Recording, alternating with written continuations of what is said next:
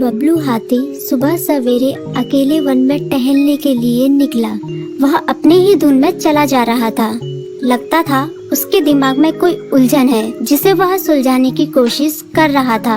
सड़क पर आगे बढ़ते ही उसके सामने चीकू खरगोश भागा। बबलू का पैर उसके ऊपर पड़ने ही वाला था कि चीकू जोर से चिल्लाया। उसकी आवाज सुनकर बबलू ने अपना पैर पीछे खींच लिया। कहाँ खोए हो बबलू भाई? कहीं नहीं, बस कुछ ऐसे ही सोच रहा था। किस बारे में? तुम जानकर क्या करोगे? शायद मैं तुम्हारी कुछ मदद कर सकूं। तुम तो जानते हो आजकल वन में कितनी चोरियां हो रही हैं, पर चोर का कोई अता पता ही नहीं है। इस बात को लेकर वन के सारे प्राणी चिंतित थे। वे वहाँ खुद को सुरक्षित महसूस नहीं कर रहे थे। अरे चीकू भाई, हम मजबूर हैं। हम चोर को पकड़ ही नहीं पा रहे हैं। वह बहुत चालाक है और अपने काम को बड़ी कुशलता से अंजाम दे रहा है। कहीं कोई सबूत ही नहीं छोड़ रहा। हमारे राजा इस बात को लेकर बहुत चिंतित हैं। यही कारण है कि हम सब इस बारे में सोच रहे हैं। अब तुम मेरी इसमें क्या मदद कर सकते हो? मैं कुछ सोचता हूँ, हो सकता है मुझे कोई उपाय सूझ जाए। प्रयास करने में कोई हर्ज तो नहीं है। तुम ठीक कहते हो चीकू, लेकिन वन के गुप्तचर भी अभी तक इसका कोई हल नहीं निकाल सके। इतना कहकर वे चुप हो गए। बबलू की बातों ने चीकू को सोचने के लिए मजबूर कर दिया। चीकू को उदास देखकर बबलू बोला, तुम अपना मन छोटा मत करो। मुझे अच्छा लगा कि तुमने मेरी परेशानी को समझा। कभी मैं भी इस वन के लिए गुप्तचर का काम करता था। एक बार मेरी टांग टूट जाने से मेरे अंदर फुर्ती नहीं रही। तब से मैंने यह काम छोड़ दिया। चीकू, तुम चाहो तो यह काम दोबारा कर सकते हो। वन के प्राणी ज्यादातर दिन में भोजन की तलाश करते हैं, वे रात को आराम करते हैं। तुम दिन रात दोनों में ही भोजन की तलाश में निकल सकते हो सकता है रात को तुम्हें कुछ ऐसी बातों का पता चल जाए जो हमारे काम की हो। हाँ बबलू, तुम ठीक कहते हो। मैं आज रात को वन में घूम कर इस बात का पता करने की कोशिश करता हूँ। थोड़ी देर बातें करके चीकू अपने बिल की ओर बढ़ गया और बबलू अपने रास्ते चला गया। चीकू के दिमाग में अभी तक बबलू की कई बातें घूम रही थी। उसे समझ नहीं आ रहा था वह बबलू की मदद कैसे करे।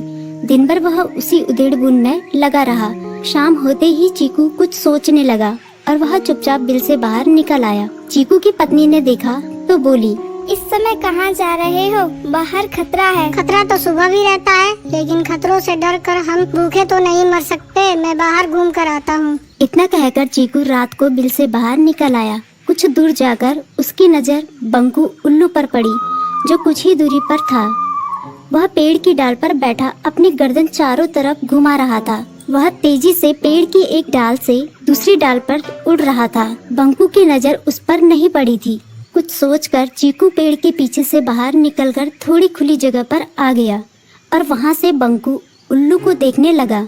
बंकू ने चीकू को अंधेरे में भी देख लिया, पर उसने उसमें कोई उत्सुकता नहीं दिखाई और अपनी गर्दन चारों ओर घुमाता रहा।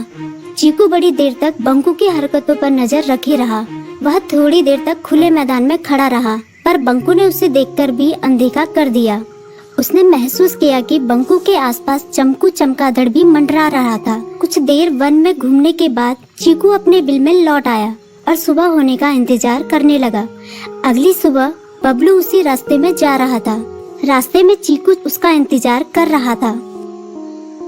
आज बड़ी जल्दी आ गए बबलू। हाँ, आजकल मुझे चिंता की वजह से नींद नहीं आती। कोई नई खबर है क्या? यकीन से तो मैं नहीं कह सकता, पर मैं तुम्हें ऐसे प्राणी का नाम बता सकता हूँ जो शायद चोरों की मदद कर रहा है। कौन है वो? बंकू उल्लू। इतना कहकर चीकू ने रात की घटना उसे ज्यों की त्यों सुना दी। इसे सुनकर बबलू का माथा ठनका। बबलू की आंखें चौंधिया गई। तुम ठीक कह रहे हो। मुझे आज रात बंकू और चमकू पर नजर रखनी होगी।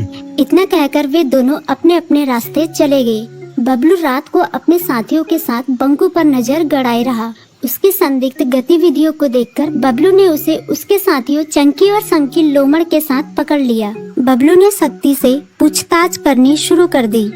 तुम इस समय बंकू चमकू के साथ क्या कर रहे हो? हम चारों दोस्त हैं, इसलिए साथ बैठकर बातें कर रहे हैं।